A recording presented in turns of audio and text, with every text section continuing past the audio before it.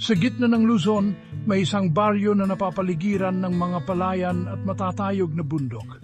Simple lang ang buhay dito. Kilala ang mga tao sa kanilang simpleng pamumuhay at sa mga kwentong bayan na ipinapasa sa bawat henerasyon. Pero may isang lugar sa baryong ito na kinatatakutan ng lahat, ang burol ng matandang simbahan. Sa tuktok ng burol, makikita mo ang mga labi ng isang lumang simbahan.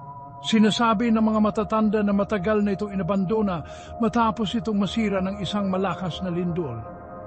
Pero ang mga kwento tungkol sa burol ay hindi natapos sa lumang gusali. Bulong-bulungan na maraming kakaibang pangyayari ang nagaganap dito pagsapit ng hating gabi. May mga nagsasabi na nakakakita sila ng mga anino at nakakarinig ng mga alulong. Si Nestor ay isang binatang lumaki sa baryo. 22 taong gulang na siya. Hindi tulad ng iba, hindi siya naniniwala sa mga kwentong kababalaghan. Para sa kanya, katang-isip lang ang mga ito para takutin ang mga bata. Palagi niyang kinukwestiyon ang mga kwento ng mga matatanda at sinasabing walang katotohanan ng mga ito.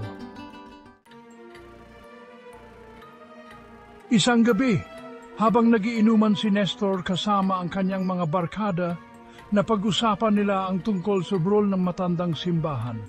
Hinamon si Nestor ng isa sa kanyang mga kaibigan na si Bert. Kung talagang matapang ka, pumunta ka sa burol ng hating gabi at patunayan mong walang mga multo doon, sabi ni Bert. Tinanggap ni Nestor ang hamon, hindi dahil sa takot, kundi para patunayang mali ang mga kwento. Pagsapit ng hating gabi, nagtungo si Nestor sa burol.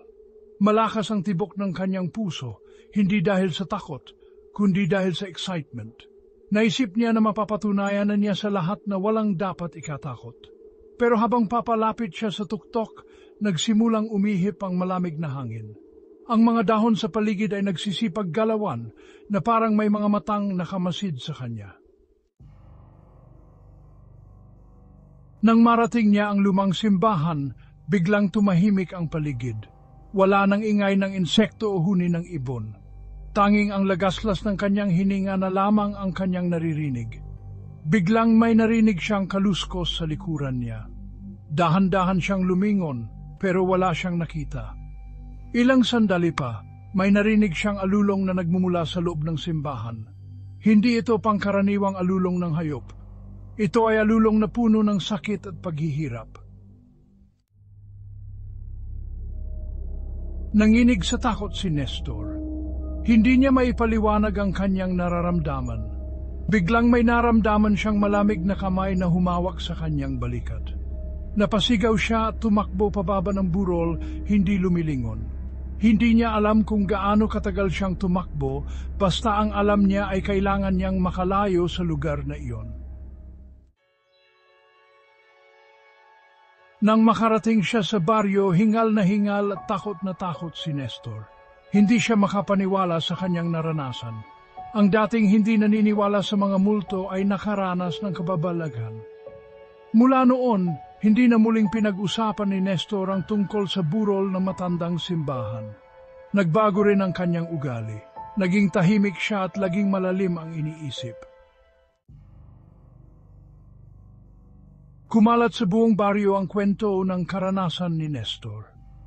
Mas lalong natakot ang mga tao na magpunta sa burol ng matandang simbahan. Ang dating lugar na pinaglalaruan ng mga bata ay naging simbolo na ng takot at misteryo. At sa paglipas ng panahon, mas lalong lumakas ang paniniwala na ang burol ng matandang simbahan ay tunay na pinamumugaran.